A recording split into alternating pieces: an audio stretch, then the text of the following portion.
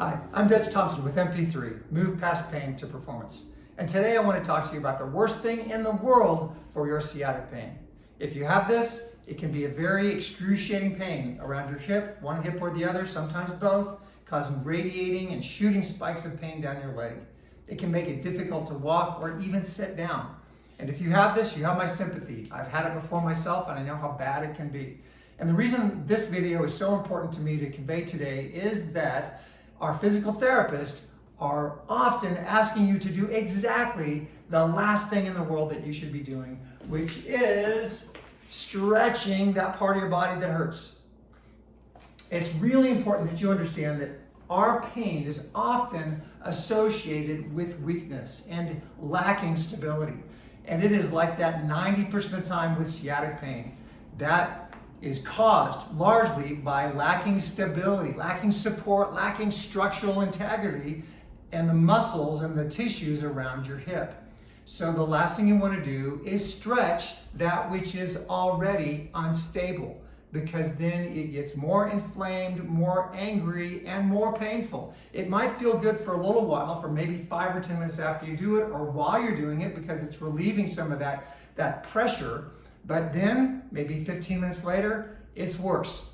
It's at least not any better because you're not solving the problem, which is a lack of strength and stability. The stretches that we're being asked to do to resolve this are things like pigeon or reclining pigeon. Or often we'll have our therapist recommend a standing variation of pigeon called the figure 4 stretch to stretch out that tissue. But very rarely are we hearing about good strengthening things that we can do to build integrity there. And I work with people so often with sciatic pain, and I know this is the #1 way to get rid of it. And that is by doing something called a simple monster walk. I'm gonna use this band for this in a second, but with my monster walk, we've seen this at the gym. It's just a basic wide step walk, like you're kind of a zombie or Frankenstein looking thing. We're gonna go backwards some, we're gonna go forward some, but I wanna add a couple nuances here so you get this right at home. And my monster walk, as I'm going backwards, I'm gonna keep both feet heading toward the camera. So my toes right now are both pointing toward the camera. And I'm just gonna go out as wide as I can. So you have a profile of what that looks like.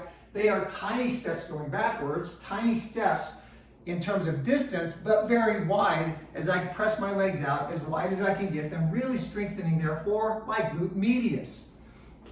And then when I go forward, I'm going to change up the pattern a little bit. I'm going to turn my torso and head one direction, turning my torso and heading the other direction. Again, I'm taking tiny steps, but this is a very potentially athletic and explosive idea. If you're out on a field playing football or tennis and you need to go another direction, you're going to use the mighty glute maximus to shift and turn. To shift and turn, whether you're catching a football or running to hit a tennis ball or whatever your sport, it's that power of the hips and the integrity there that's going to help you do that without injury.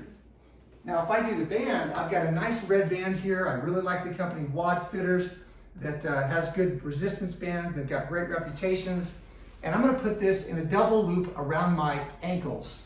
That's where I like this. The lower the band is, the harder the maneuver. If you have very bad sciatic pain, you probably don't wanna start with the band. But if it's not too bad, this is a great way to build strength more rapidly. Here I'm stepping backwards. Same protocol, keeping my legs out wide. Now with the resistance band, having to work a bit harder.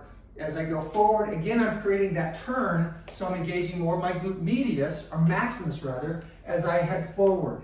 Turning, pressing, turning, pressing. Now 2 to 3 minutes of that work, and I think your sciatic pain will start to say goodbye. If it doesn't, call me, contact me, and let's figure out why. I'll post another video later on with a couple other drills that I like for overcoming sciatic pain. So that's it for now. I'm Dutch Thompson. Please watch my other videos. Like my channel, like this video, and if you'd like to donate some money and help me make more videos like this, just put your camera over the QR code so you can learn how to do that. Have a good day.